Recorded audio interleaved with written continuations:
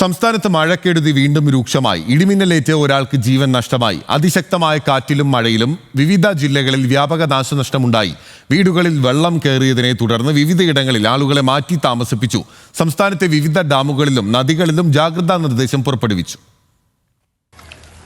സംസ്ഥാനത്ത് മഴ ശക്തി പ്രാപിച്ചതോടെ കെടുതിയും രൂക്ഷമായി. കണ്ണൂർ ജില്ലയിൽ ഇടിമിന്നലേറ്റ് കള്ളുചെത്ത് തൊഴിലാളി രാജീവൻ മരിച്ചു. കണ്ണൂർ ആറളം സ്വദേശിയാണ് മരിച്ച രാജീവൻ. ഇരിട്ടി ബാരാപ്പോൾ ചെറുകിട ജലവൈദ്യുത പദ്ധതിയുടെ കനാലിൽ ഗർത്തം രൂപപ്പെട്ടതിനെ തുടർന്ന് ഉൽപാദനം പൂർണ്ണമായി നിർത്തി. പഴശ്ശി ഡാമിന്റെ 16-ൽ 13 ഷട്ടറുകളും ഉയർത്തി. ശക്തമായ മഴയെ തുടർന്ന് തൃശൂർ ജില്ലയിലെ വിവിധ പ്രദേശങ്ങളിൽ വെള്ളം കയറി. ചാലക്കുടി പുഴയിൽ നീരൊഴുക്ക് വർദ്ധിച്ചു. കപ്പത്തോട് കരകവിഞ്ഞു.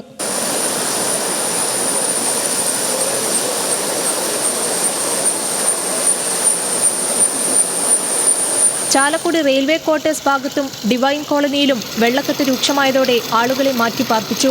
വെള്ളപ്പൊക്കം രൂക്ഷമായതോടെ പ്രദേശവാസികൾ പ്രതിഷേധവുമായി രംഗത്തെത്തി. ഒരു വലിയ മഴ പെയ്തു കഴിഞ്ഞാൽ, ഒരു ശക്തിയായിട്ടുള്ള മഴ പെയ്താൽ ഒറ്റ രാത്രി കൊണ്ടാണ് ഇവിടെ വെള്ളം കയറുന്നത്.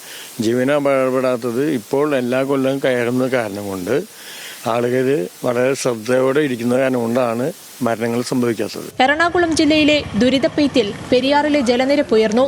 കടുങ്ങല്ലൂർ, മൂവാറ്റുപുഴ, ആലുവ, ഏലൂർ ഉൾപ്പെടെയുള്ള പ്രദേശങ്ങളിൽ വെള്ളം കയറി. ബോസ്കോ കോളനിയിൽ നിന്ന് 30ഓളം കുടുംബങ്ങളെ മാറ്റി താമസിപ്പിച്ചിട്ടുണ്ട്. ഏലൂർ ഗവൺമെന്റ് കുറ്റിക്കാട്ടുകര UP സ്കൂളിലും സമീപത്തെ യൂണിയൻ ഓഫീസിലും ക്യാമ്പ് തുടങ്ങി. ശക്തമായ മഴയിൽ കോതമംഗലത്തെ താഴ്ന്ന പ്രദേശങ്ങളിൽ വെള്ളം കയറി. കുടമുണ്ടപ്പാലം പൂർണ്ണമായി മുങ്ങി. ആലുവ ശിവക്ഷേത്രവും വെള്ളത്തിനടിയിലായി.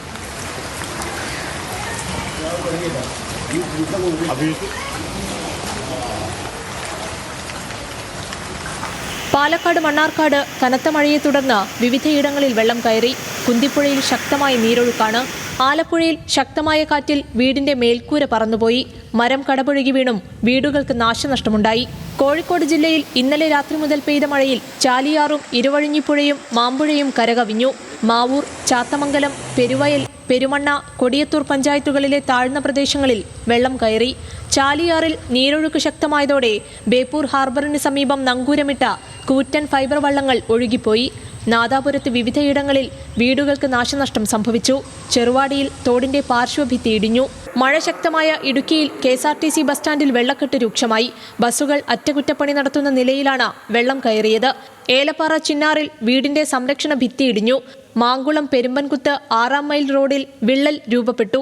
നാളിയാനി കോഴിപ്പള്ളി കുളമാവ് റോഡിൽ മണ്ണിടിഞ്ഞ് ഗതാഗതം പൂർണ്ണമായും തടസ്സപ്പെട്ടു.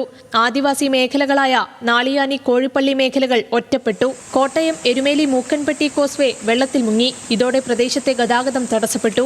തിരുവനന്തപുരം പള്ളിത്തുറയിൽ കടലാക്രമണം രൂക്ഷമായതിനെ തുടർന്ന് 3 വീടുകൾ അപകട ഭീഷണിയിലാണ്. പള്ളിത്തുറ VSSC നോർത്ത് ഗേറ്റിന് സമീപമാണ് കടലാക്രമണം രൂക്ഷമായത്. സ്ഥലത്ത് മണൽച്ചാക്കുകൾ നിക്ഷേപിക്കുന്ന പ്രവൃത്തികൾ ആരംഭിച്ചതായി അധികൃതർ അറിയിച്ചു. വിവിധ ബ്യൂറോകൾക്കൊപ്പം ന്യൂസ് ഡെസ്ക്, ന്യൂസ് മലയാളം.